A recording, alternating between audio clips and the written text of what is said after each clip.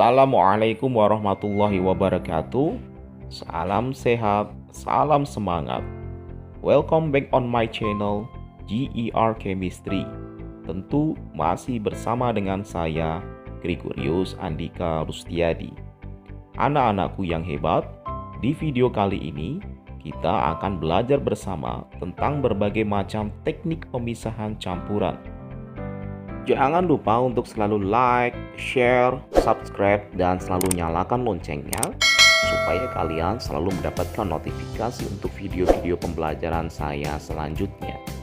Di video pembelajaran sebelumnya, kita telah mengupas tuntas salah satu teknik pemisahan campuran, yakni dengan cara destilasi atau penyulingan. Kalian tahu apa itu campuran? Ya, benar. Campuran adalah gabungan dari dua zat atau materi yang saling bercampur tanpa melalui proses reaksi kimia. Saking banyaknya materi yang saling bercampur, maka teknik pemisahan campuran pun dibagi menjadi beberapa macam jenis. Yang pertama adalah filtrasi. Filtrasi adalah salah satu teknik pemisahan campuran yang didasarkan pada perbedaan ukuran partikel komponen penyusun campurannya. Contohnya adalah pemisahan antara santan dengan ampas kelapanya dan air dengan bubuk kopinya. Pada pemisahan campuran dengan cara filtrasi ini biasa digunakan dengan menggunakan alat semacam corong, kertas saring, dan gelas penampung. Zat yang tertinggal pada kertas saring disebut dengan residu, sedangkan zat yang dapat menembus kertas saring kita beri nama dengan filtrat. Yang kedua, dekantasi. Teknik ini hampir mirip dengan filtrasi, di mana prinsip dasarnya adalah perbedaan ukuran partikel komponen penyusun campurannya. Teknik ini dilakukan dengan cara menuang campuran secara perlahan-lahan sehingga cairannya akan terpisah dengan padatannya. Hanya saja, teknik ini dirasa masih kurang efektif dibandingkan dengan filtrasi karena dimungkinkan padatannya dapat ikut tertuang bersama dengan cairannya. Berikutnya, sentrifugasi. Sentrifugasi adalah teknik pemisahan campuran yang digunakan untuk mengganti teknik penyaringan. Biasanya digunakan untuk memisahkan partikel-partikel padat yang ukuran partikelnya tidak terpaut jauh atau sangat halus. Begitu juga antara partikel padat dengan cairan. Caranya adalah dengan memasukkan campuran ke dalam sebuah alat sentrifugal, kemudian diputar, dan akhirnya partikel-partikelnya akan terpisah. Cara ini biasa digunakan untuk mengubah susu menjadi bentuk krim dan pemisahan antara kapur dengan air. Berikutnya, evaporasi. Evaporasi merupakan metode pemisahan campuran untuk memisahkan zat padat yang terlarut dalam larutannya berdasarkan perbedaan titik didih. Proses evaporasi dilakukan dengan menggunakan teknik penguapan.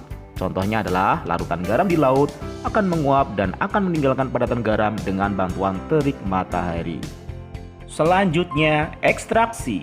Ekstraksi merupakan metode yang digunakan untuk memisahkan suatu campuran berdasarkan perbedaan kelarutan zat terlarut di dalam pelarut yang berbeda. Contoh sederhana dari ekstraksi yaitu proses mengekstrak jus dari buah maupun dari sayur-sayuran. Berikutnya, destilasi. Destilasi adalah metode yang digunakan untuk memisahkan campuran berdasarkan perbedaan titik didih dari komponen penyusun campurannya. Tekniknya dilakukan dengan penyulingan, di mana komponen yang memiliki titik didih lebih rendah akan menguap terlebih dahulu. Contohnya yaitu pemisahan antara alkohol dan air serta pemisahan pada fraksi minyak bumi. Berikutnya, sublimasi. Sublimasi merupakan metode pemisahan campuran pada sesama zat padat berdasarkan dapat tidaknya zat menyublim. Proses sublimasi dilakukan dengan cara menyublimkan campuran. Zat padat yang dapat menyublim akan berubah wujud menjadi gas, lalu akan terpisah dari zat padat yang tidak dapat menyublim.